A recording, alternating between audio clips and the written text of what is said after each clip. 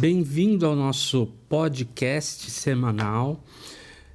Obrigado pela sua presença aqui nos assistindo, isso é muito importante para a gente também. E esperamos hoje poder contribuir com algum conhecimento que com certeza será muito interessante, porque eu trouxe hoje para conversar com a gente uma especialista em terapia cognitiva. A Neide é daquelas pessoas que eu já falei várias vezes para vocês, assim, que acompanho há mais de 20 anos, eu fiz conta, acho que uns 23 anos, né? A gente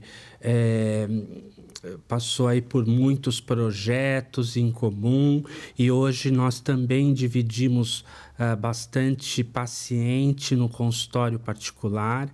Então a Neide é uma amiga querida, né? Ela é psicóloga, é mestre em psicologia da saúde, ela já organizou 3 livros e tem mais um lançamento que vem aí, né? Já, acho que está no forno, pelo que ela me falou aqui, né? E nós vamos conversar hoje de um aspecto interessante que é depressão e as nossas crenças, nossos pensamentos, enfim, como as nossas crenças influenciam o nosso humor. Neide, um prazer estar aqui com você.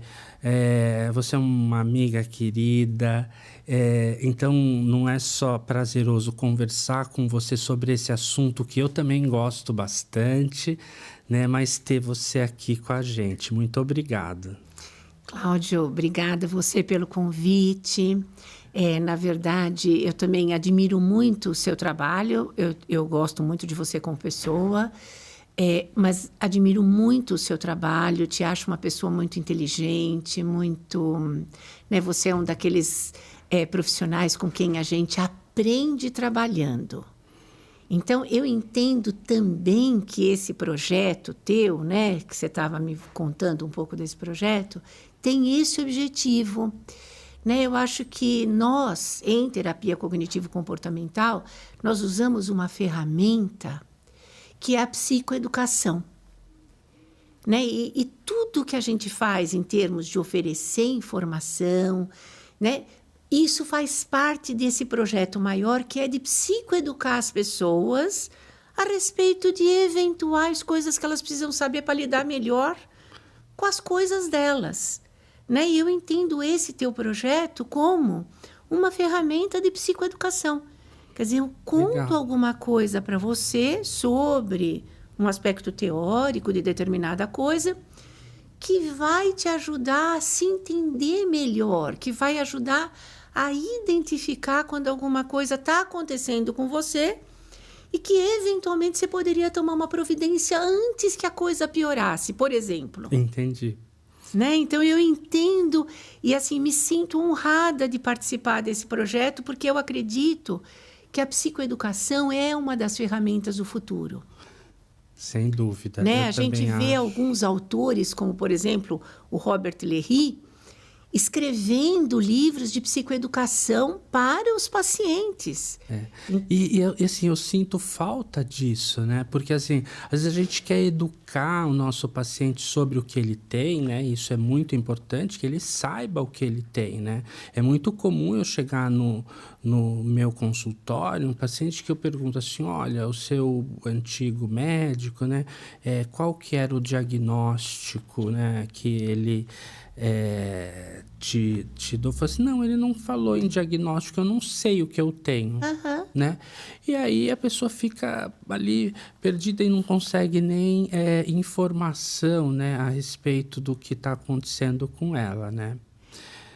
Eu acho que um cuidado, Cláudio, que a gente tem no consultório, pelo menos eu tenho procurado, e eu digo isso na primeira consulta para o paciente, olha, nós vamos aqui inicialmente nos preocupar com 2 questões. Que você entenda o que você tem e por que você tem o que você tem.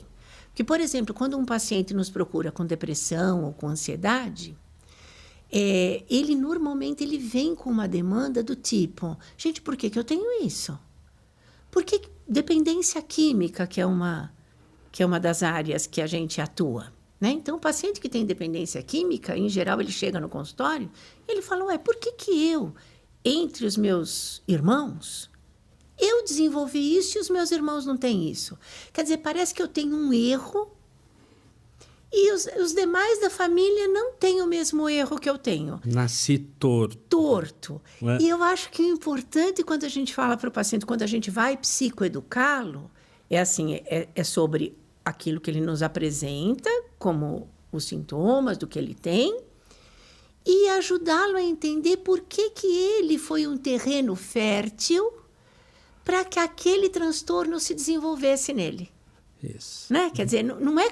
Quer dizer, você vai tirar um pouco da culpa dessa coisa de dizer, nossa, eu nasci marcado, ou eu sou culpado. Ou eu sou culpado, ou isso é um erro na minha vida, não tenho o que fazer. Então, eu acho que a psicoeducação é uma coisa muito importante dentro do processo. Muito legal.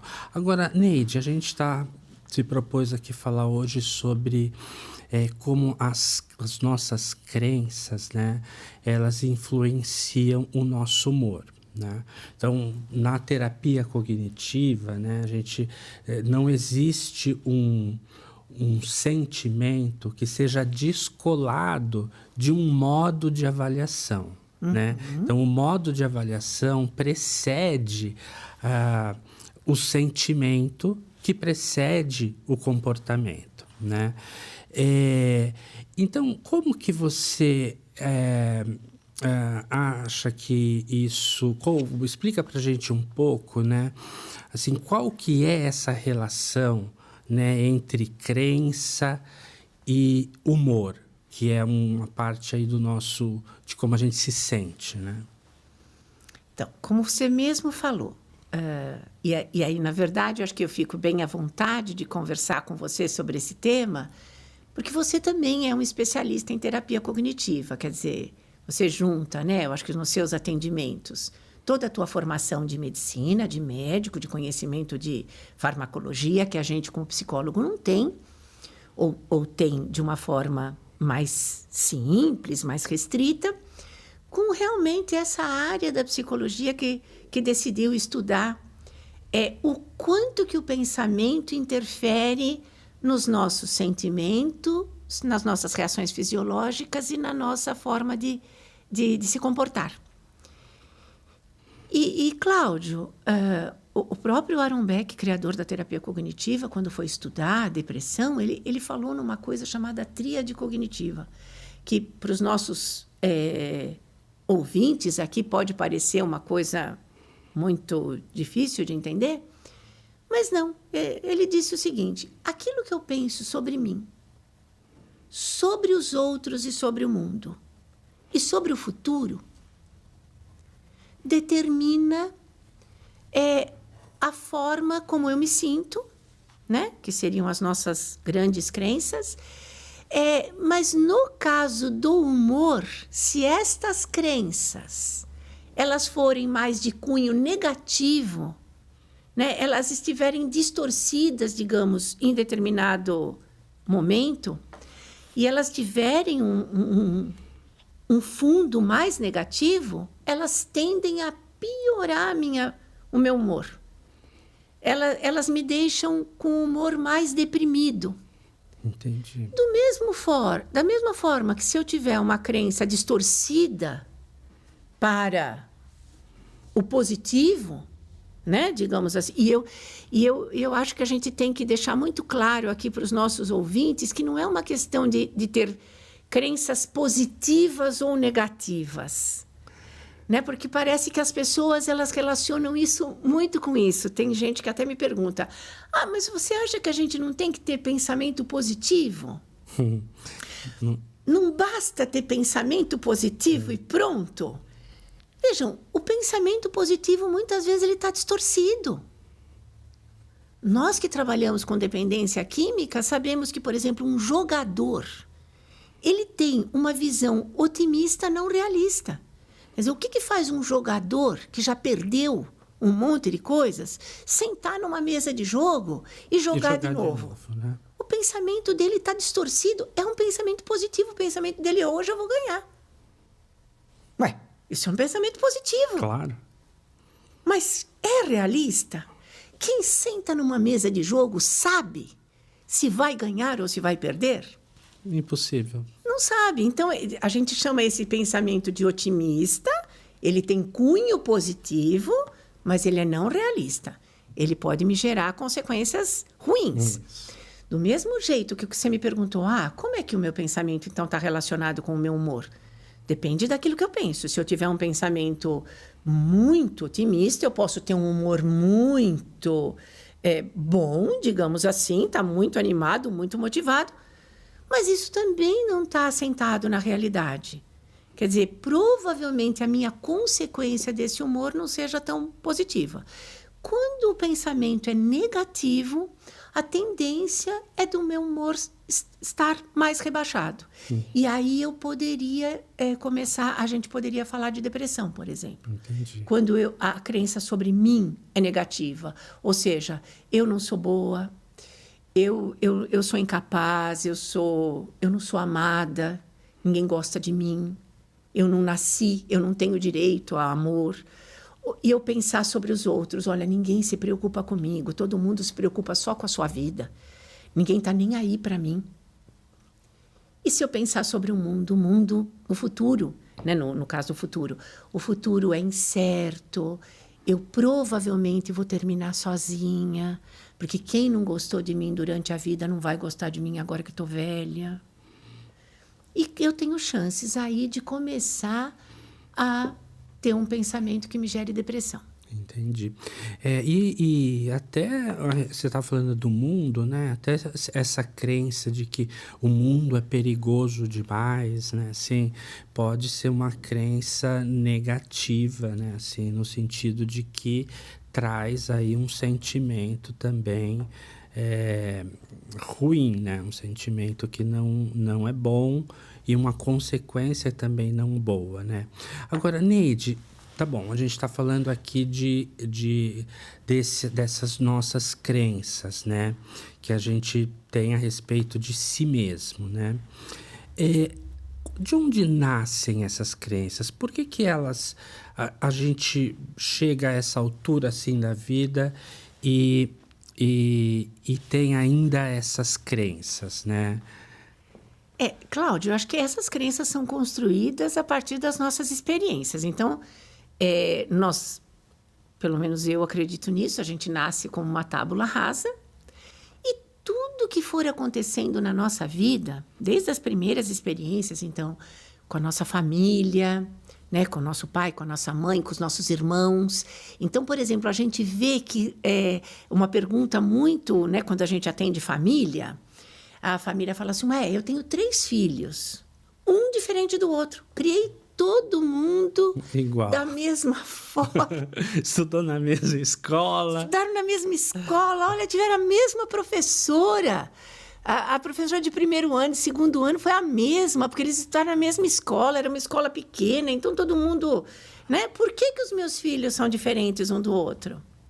Bom, cada pai e cada mãe é um pai e uma mãe único para um filho único, porque quando você tem seu segundo filho, você já não é o mesmo pai e a mesma mãe que criou o primeiro. Então, veja, já... não estou falando nem de criança, porque o pai e a mãe também vão mudando o funcionamento deles a partir da experiência que eles vão tendo. Mas o filho, que é o segundo filho, ele não foi criado como foi o irmão dele mais velho. É muito comum, Neide, assim, a gente escutar nas conversas aí enfim, nos bate-papos, assim, né, de que, fala assim, nossa, no primeiro filho, eu não deixava ele no chão, porque ia ter bactéria, vai ficar doente, pé no chão, vai ficar com gripe, etc. O segundo anda com o pé no chão, ele gatinha por aí, né? E não acontece nada, né? Assim, acho que isso é uma prova do que você está falando, né? Que a gente também muda, né? Do ponto de vista dos pais. pais. Agora, pensa, Cláudio, nesse exemplo que você deu. Para o primeiro filho, tinha todo um esquema de não pode fazer isso. Eu, quando eu tive minha primeira filha, olha, se o médico me mandasse ferver a menina, eu fervia. Para ter certeza de que não tinha bactéria, de que estava tudo certo. Entendeu? A minha segunda filha, e eu lembro que aconteceu exatamente a mesma coisa. A chupeta da Esther caiu no chão e a Raquel pegou a chupeta antes que desse tempo de eu fazer qualquer coisa. Ela pegou a chupeta, passou na boca dela, para limpar, da Esther, da própria Raquel, para limpar, e já colocou na boca da irmã.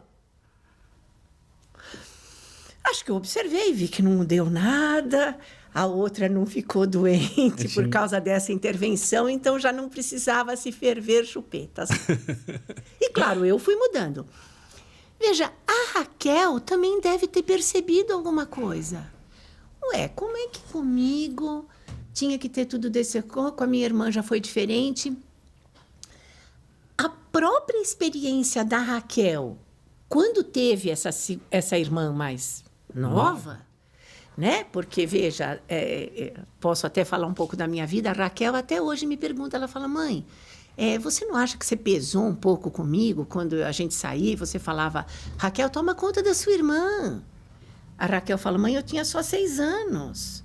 E eu falo para a Raquel, mas eu poderia falar o contrário? Esther, toma conta da sua irmã mais velha.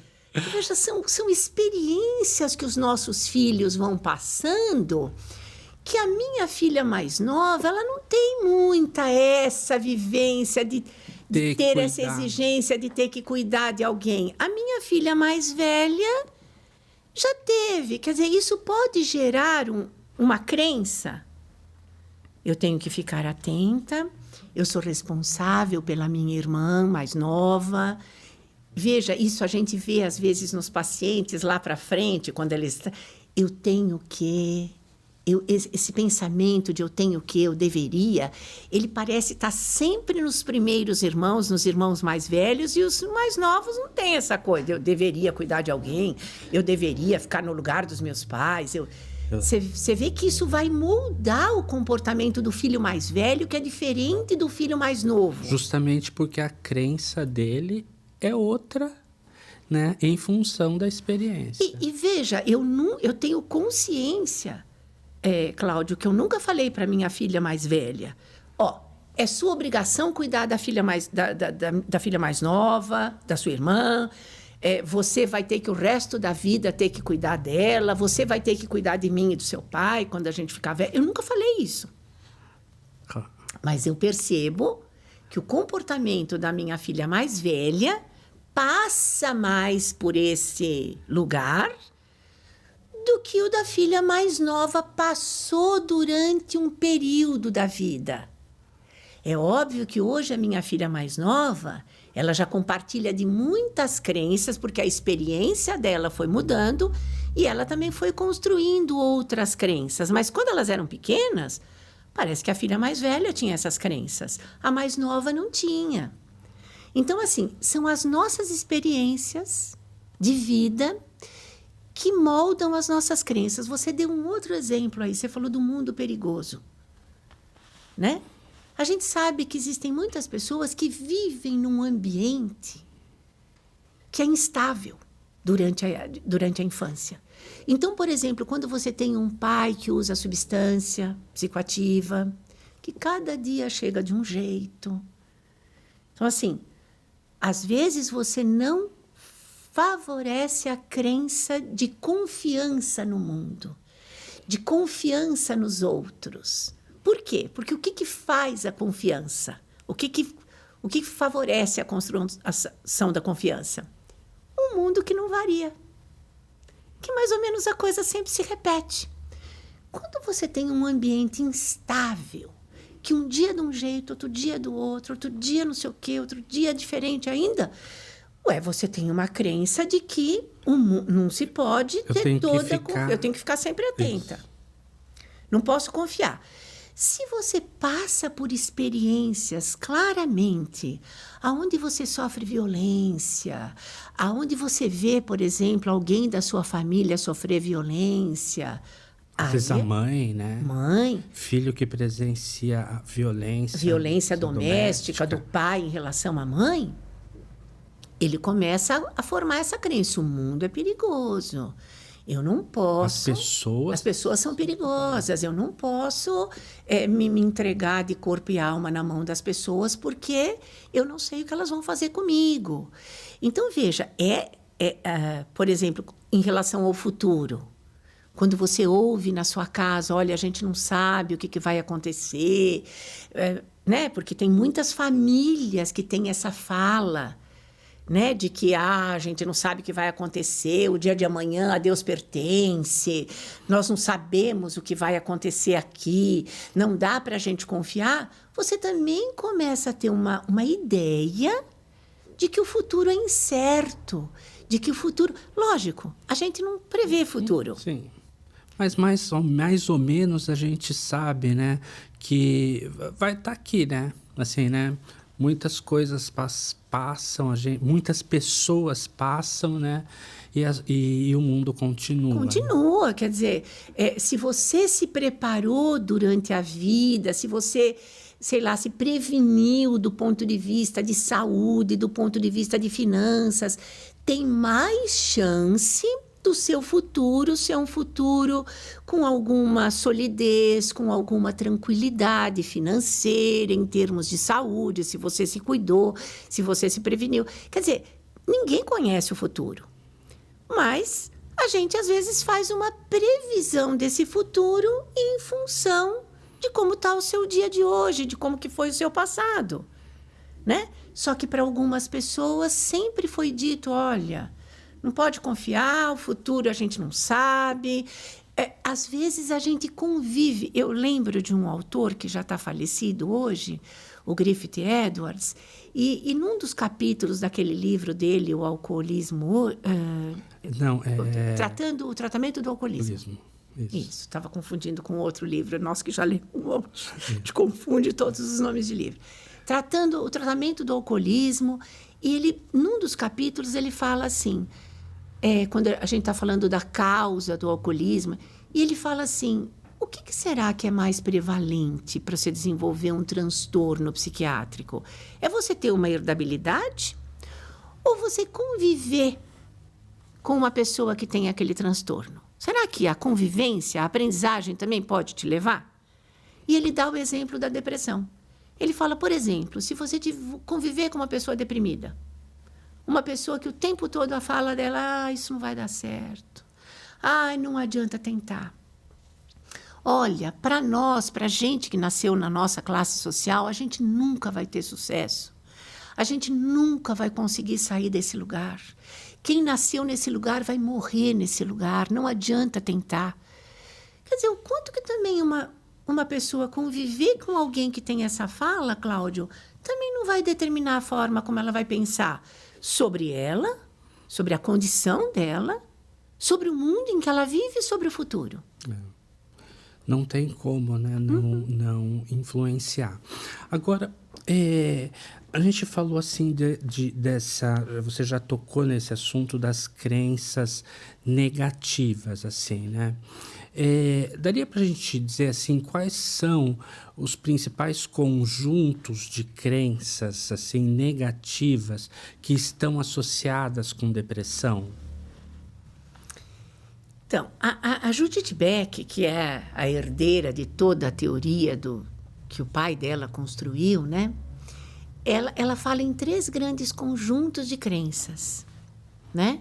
Que seria o desamor, que seriam crenças negativas a meu respeito sobre, por exemplo, eu não sou digna de ser amada, eu estarei sempre sozinha porque não terá ninguém que vai gostar de mim, eu não fui amada como as outras pessoas, os meus irmãos foram, eu fui negligenciada.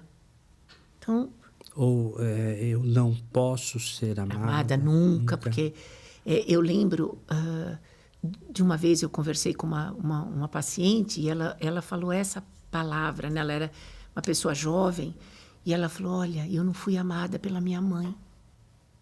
Ela conta uma história onde a crença, ela tinha essa percepção. Ela era uma menina que era mais cobrada em relação aos irmãos. Parece que ela era mais velha. Parece que a preocupação da mãe com os irmãos era uma preocupação que ela interpretava. Porque, veja, isso também tem a ver com a interpretação da pessoa. Necessariamente ela não passou por essa realidade. Mas ela falava, a minha mãe só se preocupava com os irmãos mais novos. Quer dizer, quando ela chegava em casa, ela cobrava de mim se eu tinha dado banho, se eu tinha dado comida, se eu tinha não sei o quê. E ela olha para mim e diz assim, em prantos, se a minha mãe, que é a minha mãe, não me amou, quem vai me amar? Então, veja, ali ela tinha uma crença de desamor. E volto a dizer para você, Cláudio, pode ser que a mãe dela amasse essa filha exatamente como amava os outros 3 irmãos. Eles eram 4 filhos, ela era mais velha, mas ela interpretou desse jeito. Então, muitas vezes, as nossas crenças estão distorcidas porque elas não retratam a realidade, mas é aquilo que você falou bem no começo da nossa conversa. A avaliação que eu faço da realidade é uma. E muitas vezes a realidade não é, ela não significa exatamente aquilo que eu avaliei. E às vezes a situação, né, a gente já diz isso, né? Eu acho que o próprio Griffith também diz isso, né? Assim, que você não pode mudar às vezes a situação, mas o modo como você enxerga pode mudar. Pode. Né? Eu posso, a história do meio copo cheio, meio vazio, por exemplo, né? Eu posso olhar para um lado ou para o outro e ter a minha própria interpretação da realidade, né? Muito interessante isso. Por isso que, na verdade, qual que é o objetivo da terapia cognitiva? É, olhando essas crenças, ampliar a flexibilidade cognitiva. Mas voltando aqui, nós falamos de desamor. Outro grande conjunto de crenças são as crenças de desamparo. E que, na verdade, muitas vezes a gente tem uma impressão, quando a gente fala de desamparo, parece que eu estou falando de desamor, porque eu acho que às vezes a tradução, o que significa numa língua, no inglês, por exemplo, no português... Se aproxima, né? Porque parece que eu estou falando no desamparo, sou sozinho, sou... Mas o que a Judith Beck quis dizer quando ela fala dessas crenças de desamparo? Ela fala de vulnerabilidade, na verdade. Das crenças de vulnerabilidade, das crenças de incapacidade, das crenças de estar sozinho, mas não porque eu não sou amado. Estou sozinho porque eu fui negligenciado, porque Sei lá, a gente, por exemplo, tem uma amiga que os pais faleceram muito cedo, né? E ela, quer dizer, não é que os pais não amavam, não amaram, né? Ela realmente passou por uma experiência de vulnerabilidade. Né? Então, aí vem as crenças de desamparo. Então, dentro dessas crenças, estão assim, eu não vou dar conta, eu não vou conseguir me virar sozinha, eu não sou suficientemente capaz de desempenhar determinadas coisas. Então, essas seriam mais as de desamparo, né? Elas não estão relacionadas ao abandono do amor, que cairia no desamor. E um outro conjunto de crenças é o desvalor. Então, é o quanto que eu acho que eu, particularmente, não sou boa. Né? Então, assim, eu sou ruim por dentro, eu sou um lixo, eu não tenho valor. Essa crença mesmo de não ter valor, de não ser boa. Né? Mas não é do valor que os outros me dão, é de como eu me avalio em termos de ter ou não valor. Então, quando esses 3 conjuntos de crença, ou um desses conjuntos de crença está ativado, eu tendo a fazer interpretações negativas da realidade. Por quê? Porque as minhas crenças, elas não só determinam o que eu penso a meu respeito, e elas foram construídas eu cheguei nessa conclusão de que o que eu penso a meu respeito foi construído a partir das minhas interações com o ambiente, mas elas determinam também como que eu vejo as coisas. Por isso que é complicado a gente lidar com as nossas crenças. Né? Quando, às vezes, um paciente chega para você e fala, olha, eu entendi o que você me explicou. Né? Porque, às vezes, o paciente, quando ele tem um nível de inteligência bom, ele fala, eu entendi o que você me explicou. Então, a minha cabeça pensa desse jeito, mas meu coração não. Quer dizer, o paciente ele tem até consciência de tudo que está falando. Mas continua quando a crença. A crença é ativada, é aí que vem. A minha cabeça entende o que você está falando, mas meu coração não. Porque parece que a crença ela vai além dessa coisa de simplesmente você informar, você, né? Porque se fosse assim seria muito fácil. Né? O paciente chegaria no consultório, você identificaria qual a crença que está distorcida, conta para ele, né? E pronto, aprendi. Sai do consultório, nunca mais vou sentir aquilo. Mas não, né? Por quê? Porque a nossa crença ela é alimentada. Porque como nós vamos distorcendo a percepção da realidade segundo a nossa crença, cada vez que a gente distorce, a gente alimenta a crença. A gente fala pra gente mesmo, tá vendo? Tá vendo? Olha lá. Verdade. Não sei. Você não consegue. Você não consegue. Tá vendo? Eu sou Deu incapaz. errado de novo. Deu errado de novo. Eu sou incapaz. Eu não consigo. É só comigo que acontece. Isso. Quando muitas vezes, por exemplo, a tua crença de incapacidade está reforçada, por quê? Porque você se propõe a fazer uma série de coisas, você se propõe a dar conta de uma série de coisas que você sabe que o tempo que você planejou não é o suficiente, e aí quando no final das contas não der, você vai falar, tá vendo? Eu sabia que eu não dava conta. Mas não é porque você é incapaz, mas porque você produziu uma armadilha, e acho que uma palavra que eu uso muito com os meus pacientes é essa mesmo. As armadilhas que as nossas crenças nos produzem. Né? E assim, a armadilha não é uma coisa visível. Se a armadilha estivesse visível... Não seria armadilha. Não é armadilha. Você vai lá e só desvia dela. Mas justamente como ela não está visível, você cai. Na mesma armadilha, você fala, nossa, olha lá. Às vezes o paciente, quando ele já está um pouco mais psicoeducado, ele já fala, então, eu produzi a armadilha e caí de novo. Confirmei minha crença. Sim. Eu sei que não é isso, mas tá vendo? Olha lá como é que eu faço. Eu funciono desse jeito.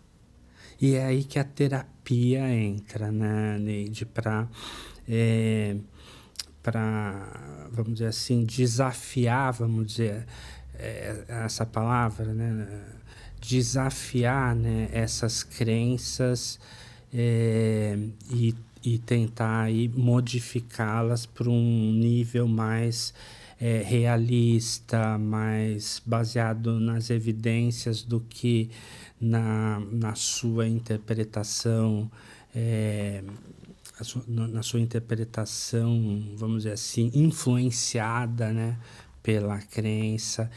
E aí a terapia cognitiva, ela tem aí algumas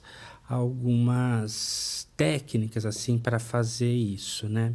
A gente tem, infelizmente a gente tem pouco tempo, assim, né? Eu sempre tenho vontade de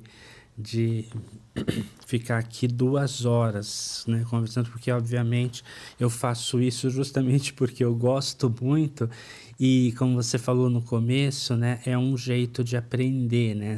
Cada convidado que vem aqui comigo, eu aprendo um monte de coisas, né?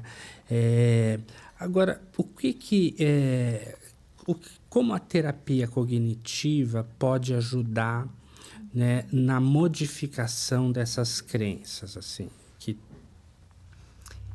Como você falou, Cláudio, existem uma série de intervenções, né? Então, existem condutas que o terapeuta cognitivo adota no sentido de atingir esse nosso maior objetivo dentro da terapia cognitiva, que é fazer com que o paciente tenha a chamada flexibilidade cognitiva. Quer dizer, um evento, ele pode ser visto de várias formas. A primeira coisa que me vem na cabeça, diante de um determinado evento, ela tem a ver sempre com a minha forma de interpretar. É o meu mundo interno. Ela está com o óculos, vamos dizer assim, da sua crença. Da minha distorção. Eu distorço porque a minha crença me faz enxergar daquele jeito. Então, como você usou essa expressão do óculos, qual que seria o objetivo da terapia cognitiva? Tirar esse óculos e experimentar outros óculos com outras lentes. Quer dizer... Muito boa essa... Então, por exemplo, se eu tenho uma crença de incapacidade e diante do seu convite, o primeiro pensamento que veio na minha cabeça foi: ai, gente, não vou dar conta. O Cláudio é muito inteligente, vai me fazer pergunta que eu não vou saber responder. Não vou dar conta. Tá. Minha crença de incapacidade me faz pensar que eu não vou dar conta. E veja, minha reação seria medo, tensão. Qual seria o comportamento? Poderia ser fuga, por exemplo. Né? Ai, Cláudio, nossa, não tenho como ir. Ai, super obrigada pelo convite, te agradeço demais, mas não tenho como aceitar seu convite porque a minha agenda está complicada, eu não tenho condição nunca de sair durante 2 ou 3 horas do consultório. Não sei, olha, talvez fulana, beltrana, cicrana pudessem falar desse assunto com você. Tá? Comportamento de evitação, o sentimento é desconforto, medo, né? Tensão. Tá, se eu for tirar esse óculos da minha crença de incapacidade, vou pôr um outro. E posso pensar, puxa vida, o Cláudio é tão meu amigo, né? Acho que ele não me deixaria numa situação tão desconfortável a ponto de me fazer perguntas que ele sabidamente soubesse que eu não sei responder. Né? Eu talvez poderia combinar alguma coisa com o Cláudio antes. Cláudio, você me faz essa e essa pergunta que com certeza eu sei? E aí talvez eu pudesse aceitar? Então, veja, à medida que eu vou tirando um óculos e pondo um outro, né? Talvez eu pudesse pensar uma outra coisa. Talvez o que eu sei sobre esse assunto seja o suficiente para falar para um público leigo. Não é para falar para profissionais, porque isso eu não dou conta, porque os profissionais vão me fazer perguntas um pouco mais rebuscadas, mas para um público leigo que está assistindo a gente na internet, que não vai me fazer perguntas, acho que eu consigo ir. Então, veja, à medida que eu vou flexibilizando, eu poderia até pensar no pior dos mundos. Se for uma pergunta que eu não sei responder, gente, nem todo mundo sabe tudo. E eu posso dizer pro Cláudio: ai, Cláudio, olha, esse assunto é um assunto que eu não domino, mas eu poderia falar sobre tal que eu domino. E tudo bem. Então, o mundo não acabaria. Isso. Então, se eu for trocando os óculos, então o que é o objetivo da terapia? É ir trocando os óculos e, à medida que eu vou experimentando respostas alternativas, meu humor vai mudando, voltando ao que nós começamos a falar lá no começo. Quanto que meu pensamento determina meu humor?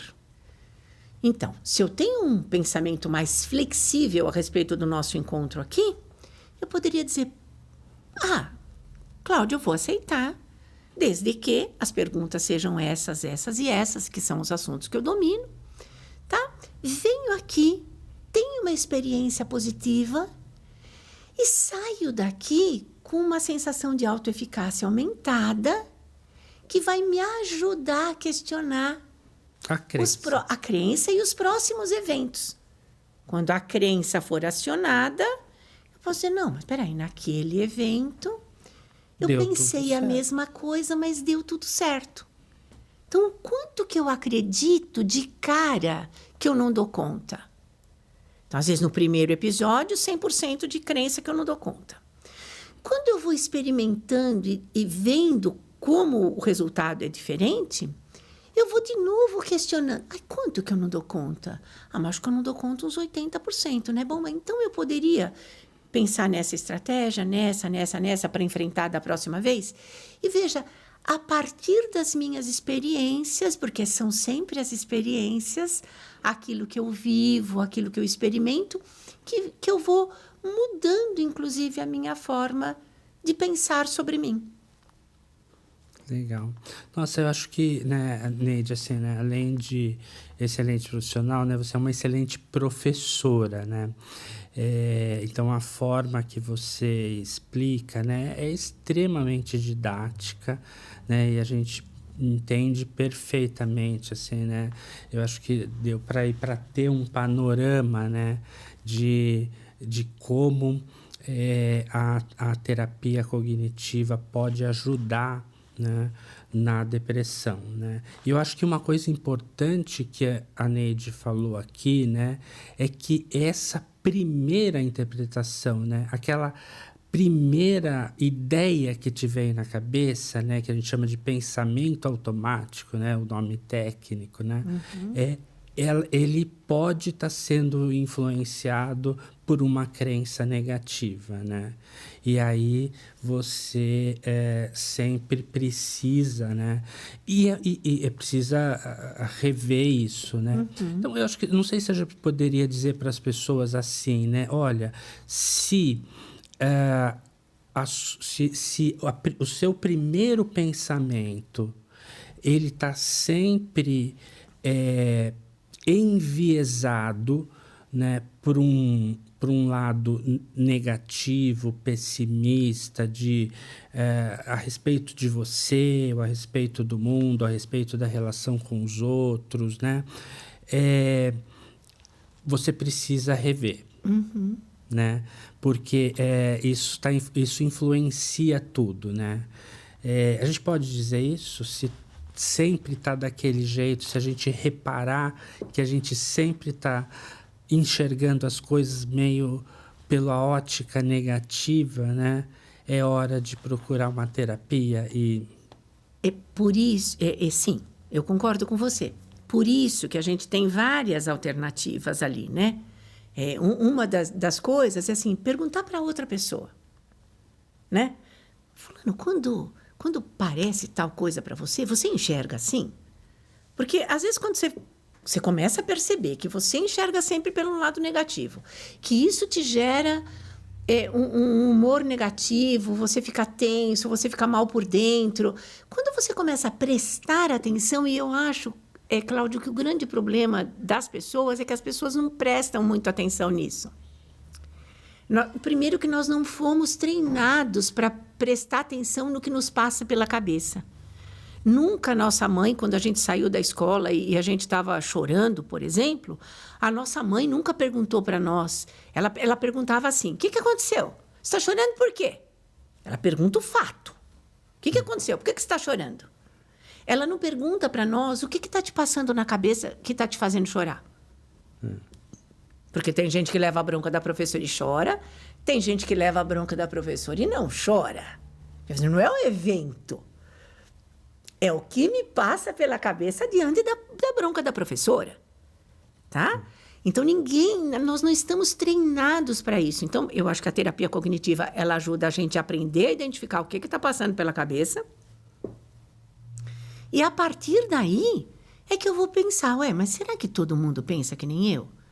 Então, quando eu vou perguntar para uma pessoa, para uma segunda... Fulano, quando acontece com você e acontece tal coisa, o que passa na sua cabeça? Na minha cabeça passa que é normal. Mas por que na minha passa que não é? Por que na minha passa que eu sou um erro? Então, eu acho que é legal a gente prestar atenção, porque isso é que vai nos predispor a buscar ajuda, a olhar para a gente, para dentro da gente mesmo. Porque muitas pessoas vêm, inclusive, procurando terapia e elas não sabem nem por que elas estão ali.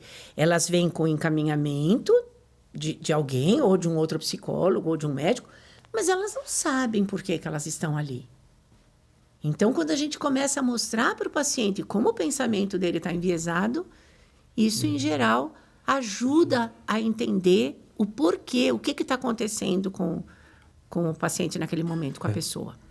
Que volta no nosso início, que você disse que não basta você identificar, mas também saber o porquê, né? E você está falando isso, né? Eu lembrei de uma história que me aconteceu hoje, né? Assim, meu filho levei para a escola, 8 horas da manhã, daqui a pouco me ligam de volta para minha esposa para dizer assim, olha, venha buscá-lo, que ele caiu de mau jeito e está chorando, né? E não para de chorar, então, né? Ele tem 3 anos, né? E aí a minha esposa foi buscar, não eu, e ele chegou em casa, então, todo choroso, já aproveitando, assim, fazendo uma manha extra, tal, né? Como é de costume. Aí eu perguntei para ele assim, né?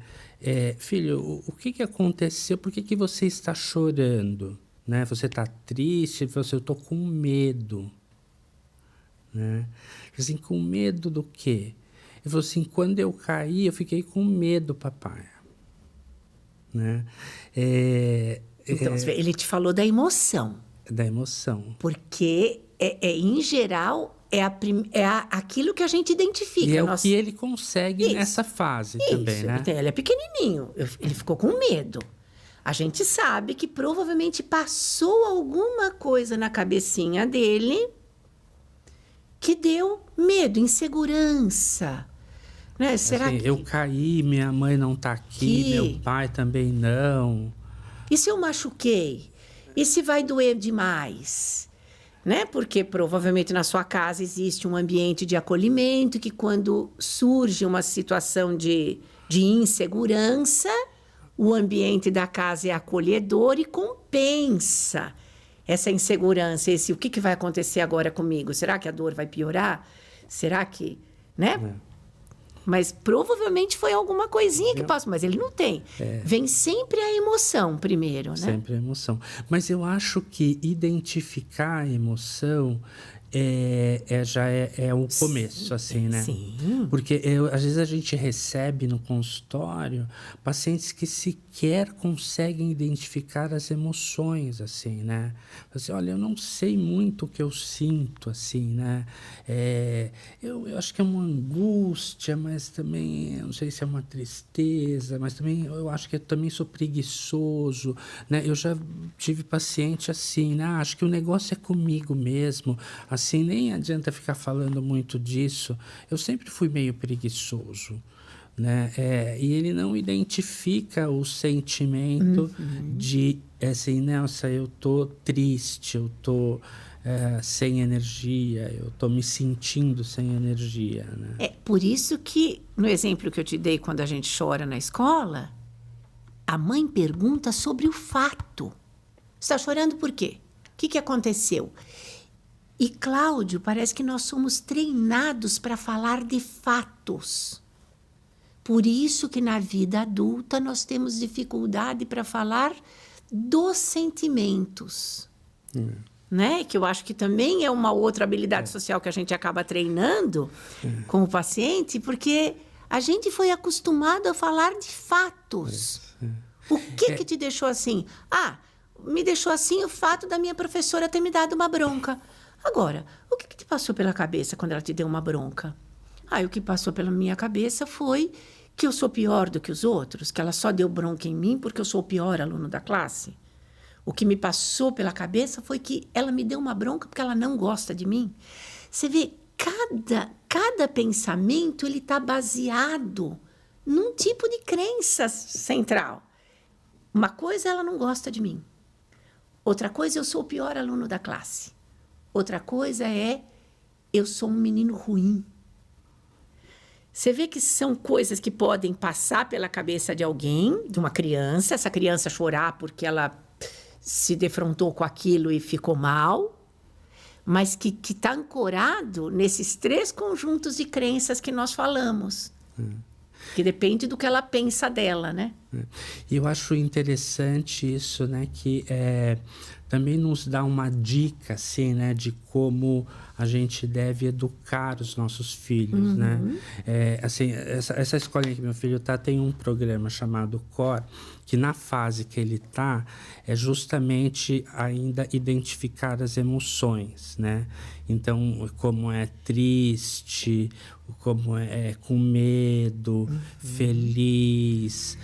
Então, a primeira coisa que chega na classe, eles vão fazer uma roda e cada um vai dizer como está hoje. Né? Eu estou triste, eu estou alegre, eu estou feliz, eu estou preocupado, eu estou, né? Enfim, dentro das possibilidades de uma criança tão pequena, né? Mas acho que isso é uma coisa que eu gosto. É um treino, né? Você sabe, Cláudio, que eu fui professora há muitos anos atrás de ensino médio, e eu lembro que nós estávamos falando sobre habilidades sociais, e eu perguntei, e nós estávamos falando sobre falar de sentimentos. E eu fiz uma pergunta para os alunos se os pais deles falavam com eles sobre as dificuldades dos pais. E aí, como era uma coisa assim bem pessoal, né? Eu falei, escrevam numa folha sobre quais dificuldades dos seus... Eu falei, não precisa pôr nome, né? Porque depois eu queria dar uma lida para poder elencar com a classe. Olha, as dificuldades que apareceram foram essas. Aí todo mundo escreveu. Dobrou o papel e passou para frente. Aí chegou lá, né? Peguei o papel. Quais eram as dificuldades que os pais falavam com seus filhos? Dificuldades financeiras. Como se o pai e a mãe daquela turma de 40 alunos não tivesse nenhum tipo de vulnerabilidade. Pais que não sentissem medo, pais que não se sentissem indecisos, em dúvida sobre faço isso ou faço aquilo. Não. Aqueles pais não tinham nenhuma dificuldade, eram pessoas totalmente bem resolvidas na vida. Com a terapia em dia. A única dificuldade que eles tinham... Era um fato. Era a dificuldade financeira. Então, você vê, o que acontece, né? Quando você está falando isso, seria importante para a gente ter uma dica de como lidar com os nossos filhos, porque se você fala sobre os seus sentimentos, sobre as suas vulnerabilidades, o filho, sabendo quem você é, ele também vai ter mais facilidade de falar com você. Muitas vezes nossos filhos não falam conosco porque eles simplesmente não sabem quem a gente é. Como que ele vai falar de uma dificuldade dele para alguém que nunca falou de uma dificuldade pessoal para o filho? E a gente depois reclama, né? Assim, agora ele chegou aos 12 anos, aos 13 anos, ele não fala mais nada. Eu pergunto as coisas, não fala se está namorando, se gosta da namoradinha, se isso... Não fala nada, né? Ele não fala de sentimento, ele não aprendeu, né? Então, eu acho que a gente tem que falar primeiro, a gente que é mais velho, vai falando do nosso para os nossos filhos, por exemplo, eu treino muito hoje com a minha neta, eu tenho uma neta de 6 anos, então eu treino falar de sentimentos com ela, os meus, e ela fala dos dela para mim, porque ela sabe quem eu sou, ela sabe o que ela pode falar para mim, que eu vou entender, porque eu sinto a mesma coisa que ela, ou coisas que ela sabe que talvez ela não possa falar para mim. Algumas ela não vai falar, mas ela sabe quem eu sou. A gente só se dá a conhecer através dos sentimentos. Isso. Acho que isso é importante até para ajudar os nossos filhos a identificar um pouco melhor o que eles pensam deles, né? Comparando o que eles pensam deles com o que os pais pensaram de si próprios há algum tempo, já reviram essas crenças, porque a gente conta também isso para os filhos. E quando eu era mais jovem, eu tinha medo disso, daquilo, porque eu pensava assim. Hoje eu já mudei. Então, assim, os nossos filhos também vão desenvolvendo as próprias crenças e sabendo que a experiência pode auxiliar também no questionamento e na mudança dessas crenças. E na formação delas também, né? Neide, infelizmente nós chegamos aqui ao nosso limite de tempo, né? Eu, sem dúvida, ficaria aqui falando com você horas, assim, mas a gente, né, tem aí um tempo para cumprir, né? Eu achei que foi muito esclarecedor, didático, né? Com muitas dicas, né? E eu acho que essa questão de você explicar, né, para um público leigo, né, esse mecanismo da terapia cognitiva de uma forma tão didática, assim, tão simples que todos podem entender, né? Sem dúvida é uma habilidade que você tem, assim, né? E eu acho que é típico do professor, assim, né? Que o professor tem essa habilidade, né? E não só essa habilidade, como uma generosidade, né? O professor precisa ser generoso, né? O conhecimento é para ser divulgado, dividido, compartilhado, né? Neide, muito, muito obrigado. Eu adorei essa conversa, né? Você está convidada a vir outras vezes aqui, né? Nesse espaço. Eu sei que com você a gente pode falar muitas outras coisas, né? Eu fiquei com vontade de falar também de ansiedade, que é uma coisa muito comum, né? Assim, né? Como a terapia ou as nossas crenças influenciam nossa ansiedade, mas esse será assunto para um próximo podcast. Muito obrigado, Neide. Obrigada, Cláudia, pelo convite. Estou sempre à sua disposição. Vamos marcar. Muito obrigado a todos. Até mais.